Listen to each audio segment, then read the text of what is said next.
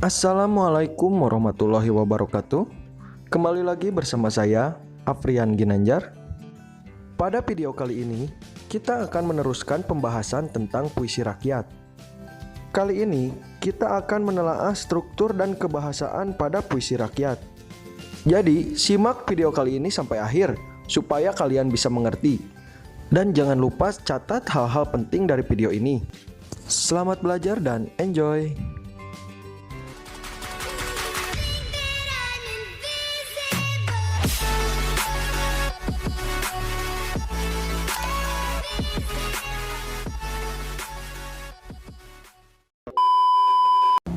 Pada pembahasan kali ini, kita masih membahas tentang puisi rakyat, yaitu menelaah struktur dan kebahasaan pada puisi rakyat. Setelah membaca dan memahami pada bagian ini, kamu akan belajar menelaah puisi rakyat dari segi bentuk dan bahasa. Yang pertama, kita akan menelaah struktur pantun. Mari kita baca contoh pantun di bawah ini.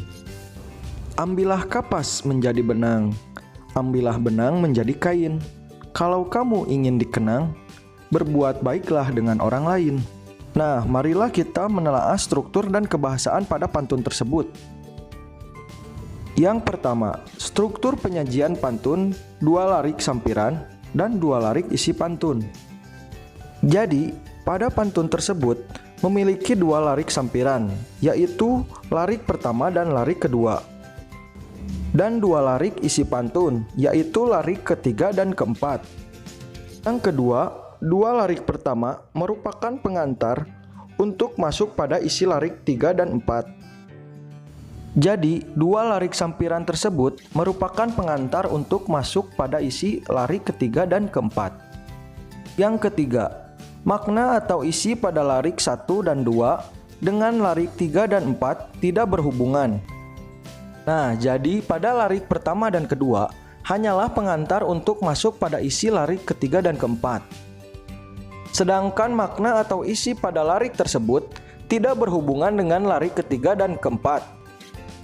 Yang keempat, ditinjau dari jenis kalimat yang digunakan, pantun larik pertama dan larik kedua menggunakan kalimat perintah. Karena pada larik pertama dan kedua terdapat kata ambillah yang merupakan kata perintah. Sedangkan pada larik ketiga dan keempat terdapat kata berbuat baiklah yang sama-sama menunjukkan kata perintah. Yang kelima, larik 1 dan larik 2 merupakan kalimat berdiri sendiri. Jadi, larik pertama dan larik kedua tidak saling berhubungan. Yang keenam, larik ketiga dan keempat merupakan kalimat saran dengan pola hubungan syarat yaitu kalau. Pada larik ketiga dan keempat merupakan hasil. Jadi, larik ketiga dan keempat merupakan kalimat yang tidak dapat berdiri sendiri atau saling berhubungan dengan pola hubungan syarat yaitu kalau, dan di dalamnya memiliki kalimat saran yang ditujukan untuk si pembaca maupun si pendengar. Yang ketujuh, larik 3 dan larik 4 merupakan satu kalimat majemuk. Kalimat majemuk adalah kalimat yang memiliki lebih dari satu subjek atau predikat. Kalimat majemuk terdiri dari penggabungan 2 kalimat dasar atau lebih. Nah, itulah contoh menelaah struktur dan kebahasaan pada pantun. Selanjutnya, kita akan menelaah struktur dan bahasa pada gurindam. Sebelumnya, mari kita baca penggalan gurindam di bawah ini. Apabila kelakuan baik berbudi, hidup menjadi indah tak merugi. Pada contoh penggalan gurindam tersebut, kita dapat menelaah struktur dan bahasa pada gurindam tersebut. Mari kita telaah struktur dan bahasa pada penggalan gurindam tersebut. Yang pertama, struktur penyajian gurindam. 2 larik merupakan isi yang berhubungan. Jadi, pada larik pertama dan kedua tersebut sangatlah berhubungan, tidak dapat berdiri sendiri. Bisa dilihat, jika tidak ada larik kedua, maka larik pertama akan rancu dan tidak akan tersampaikan isinya. Yang kedua, larik 1 merupakan syarat terjadinya keadaan pada larik kedua. Bisa kita lihat dari larik kedua, sebuah keadaan pada larik kedua akan terjadi jika syarat pada larik pertama dilakukan. Yang ketiga, ditinjau dari jenis kalimat yang digunakan, gurindam tersebut menggunakan kalimat dengan pola hubungan syarat. Bisa kita lihat pada larik pertama terdapat kata apabila, dan larik kedua menggambarkan kondisi atau keadaan jika syarat dilakukan. Nah, itulah contoh menelaah struktur dan bahasa pada gurindam. Selanjutnya, kita akan menelaah struktur dan aspek kebahasaan pada syair. Seperti biasa, mari kita baca terlebih dahulu penggalan syair di bawah ini. Hai muda arif budiman, hasilkan kemudi dengan pedoman. Alat perahumu jua kerjakan, itulah jalan membetuli insan. Marilah kita telaah penggalan syair tersebut bersama-sama. Perhatikan contoh telaah berikut. Yang pertama, struktur penyajian syair dalam satu bait terdiri atas 4 larik. Yang kedua, pola rima pada penggalan syair tersebut berbunyi aa. Yang ketiga, keempat larik syair merupakan isi dan terkait dengan bait-bait yang lain.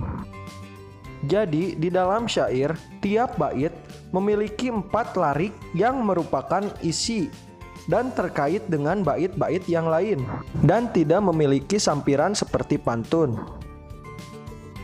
Yang keempat, ditinjau dari jenis kalimat yang digunakan syair tersebut, larik pertama menggunakan kalimat sapaan atau menyapa dengan menggunakan kata seru hai.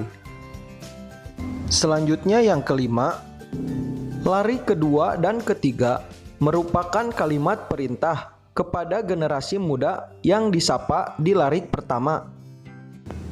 Karena pada larik kedua dan ketiga memiliki kata perintah, yaitu kata hasilkan dan kata kerjakan.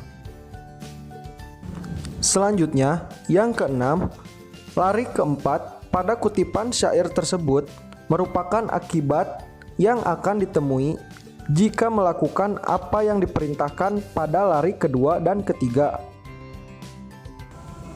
Yang ketujuh, pilihan kata yang digunakan pada syair tersebut merupakan kata yang bersifat simbolik dan ungkapan lama. Kedelapan, pilihan kata sangat indah dengan makna yang dalam.